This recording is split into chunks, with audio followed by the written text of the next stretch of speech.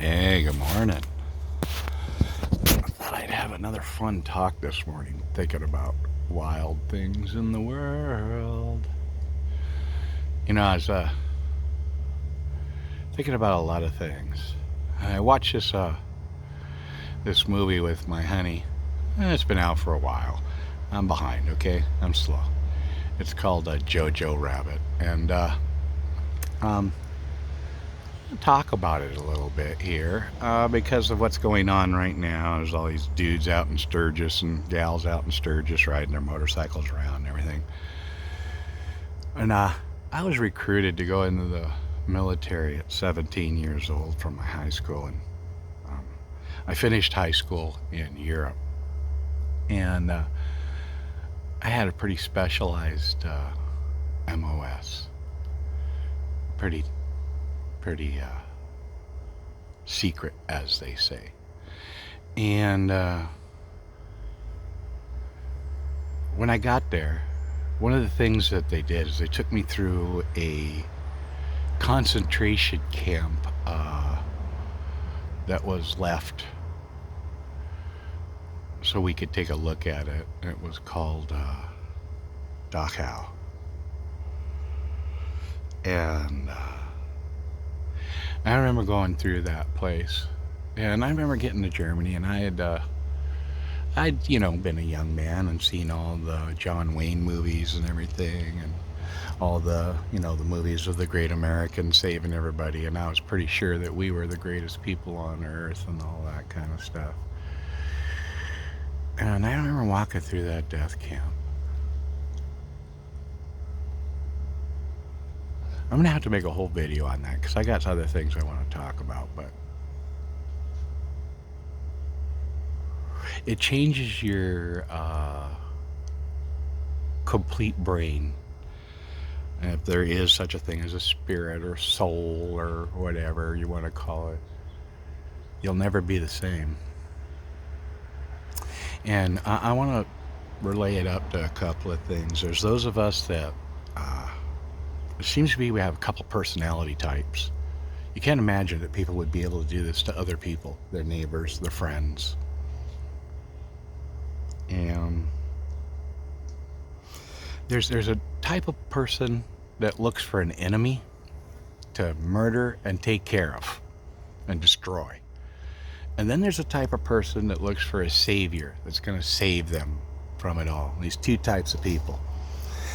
And a good sociopath, but better yet, a psychopath, knows how to manipulate these personality types to get them to destroy each other, which is a gas. And then they say there's actually about 10% of us that are sociopaths, and then at the top end of that, there's another, 3% or so, 3 or more percent that are psychopaths. So they all come together somehow because they all speak good and they're all fancy and they all know how to manipulate us so well because of our personality types. And, I'm thinking right now, I'm rewatching some of the old Hitler history stuff and what I remember when I went over there and went, we did training up at the Eagle's Nest, and some pretty serious training, some horrible, horrible, horrible training. And us humans are easily led into murdering each other. And I remember when I was over there, I was really judgmental of all the Germans. And, then I started meeting some of the people because I wanted to date some of the young ladies when I was over there because I was a very young man too. And I had a lot of my own testosterones and hormones rolling around. They would tell, I'd go to eat a dinner at somebody's house and I'd hear the stories of, you don't understand, young American. They had our kids. And our kids would turn us in because they're Hitler, but just call him the great Trump, call him the great Obama, call him the great Clinton, call him the great Bush, call him the great Cheneys, call him anything you want to call him. It's the psychopathic political class that don't give a shit about you. But they're breaking us into two different piles of people. And they're going to get each pile of people to round up and murder the other pile of people.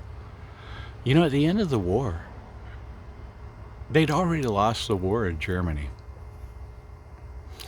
And they were going around in town. And if you weren't totally excited about dying for Hitler, just think of dying for Trump, that they hung you in the streets, hung people's families. It really happened over and over and over and over again.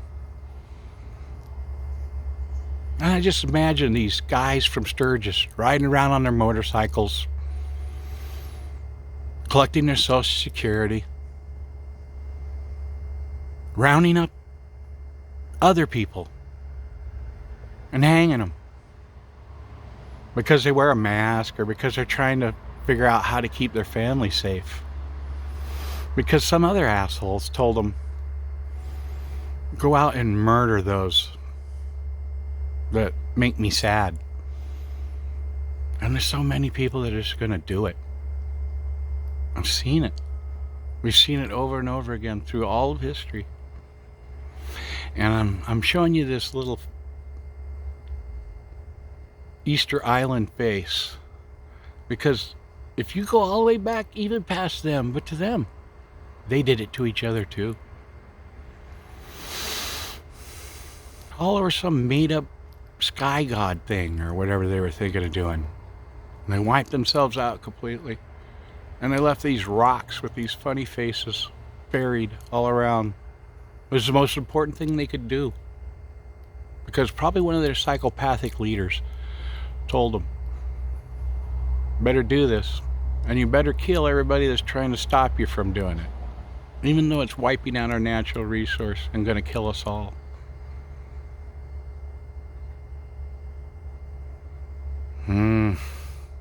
May cannabis save you.